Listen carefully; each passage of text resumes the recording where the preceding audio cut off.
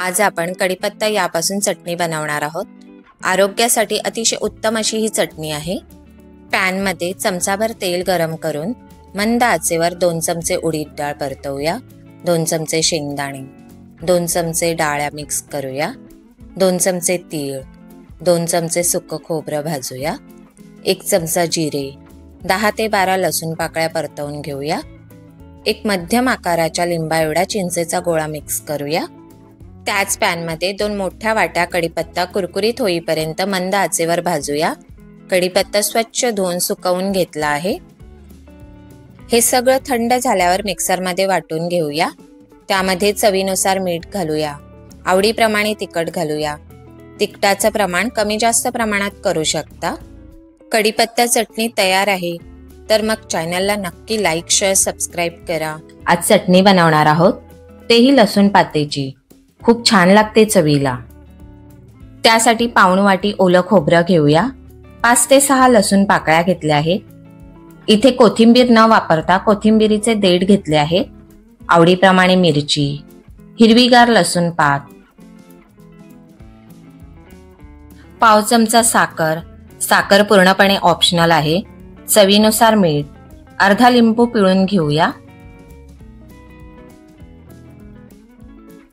हे सगळं आपल्याला बारीक वाटून घ्यायचंय। छान चविष्ट अशी चटणी तयार आहे। छान हिरवा रंगही आला आहे। नक्की करून पहा ही रेसिपी। काकडीचा कायरस बनवूया, अतिशय छान लागतं चवीला। काकडी स्वच्छ धुवून सोलून घेऊया। काकडीचे 2 तुकडे करून चोचवून घेऊया। माझ्याकडे विळी नाहीये, म्हणून मी सुरीवर याप्रमाणे काकडी चोचवून घेतली आहे। अगदी साधी सोपी रेसिपी आहे, सहज कोणीही बनवू शकतं। यामध्ये 1 चमचा शेंगदाण्याचा कूट आणि 1 चमचा तिळाचा कूट घालूया आणि मिक्स करून हे सारण एका बाजूला ठेवून देऊया। प्लेटमध्ये 2 चमचे चिंच गुळाची चटणी घेऊया। चटणी नसेल तर चिंचेचा कोळ आणि गूळ घ्या। मिरचीचा ठेचा, जिरे पावडर, चवीनुसार मीठ घालून एकजीव करून घ्या। वरून तूप, मोहरी, हिंग, हळद याची फोडणी तयार केलेल्या मसाल्यामध्ये देऊया आणि मिक्स करून घेऊया। तयार फोडणी मसाला काकडीमध्ये मिक्स करून घेऊया। काकडीचा कायरस तयार आहे। मका मटरची मिक्स कोशिंबीर बनवूया। त्यासाठी समप्रमाणात मक्याचे दाणे आणि मटरचे दाणे उकडून घेऊया। एक मध्यम आकाराचा कांदा बारीक चिरून घालूया। आवडीप्रमाणे मिरची, पाव चमचा जिरे पावडर, पाव चमचा लाल तिखट घालूया। चवीनुसार मीठ, दही घालूया आणि मिक्स करून घेऊया। ह्या कोशिंबीरसाठी दही घट्ट वापरायचं आहे। दही नसेल तर टोमॅटो सॉस किंवा लिंबाचा रस घालूया। वेगळीच पण सर्वांना आवडणारी कोशिंबीर तयार होईल। दही कमी वाटतंय, अजून थोडं दही घालूया आणि मिक्स करून घेऊया। वरून कोथिंबीर घालून एकजीव करूया। चवीला अतिशय छान लागते ही कोशिंबीर। अशा नवीन नवीन आणि छान छान रेसिपी पाहण्यासाठी चॅनलला लाईक, शेअर, सबस्क्राइब नक्कीच करा। आज गाजराचं रायतं बनवूया।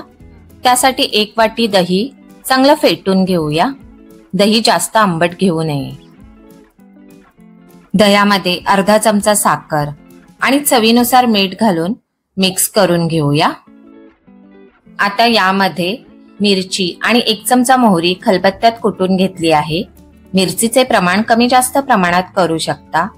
ही पेस्ट दह्यामध्ये मिक्स करून घेऊया। किसलेल्या गाजराऐवजी गाजराच्या बारीक फोडीही घेऊ शकता। हे रायते 10 ते 12 तास अगोदर बनवून फ्रीज मध्ये ठेवावं, कारण यामुळे मोहरीचा फ्लेवर पूर्णपणे रायत्यामध्ये उतरतो।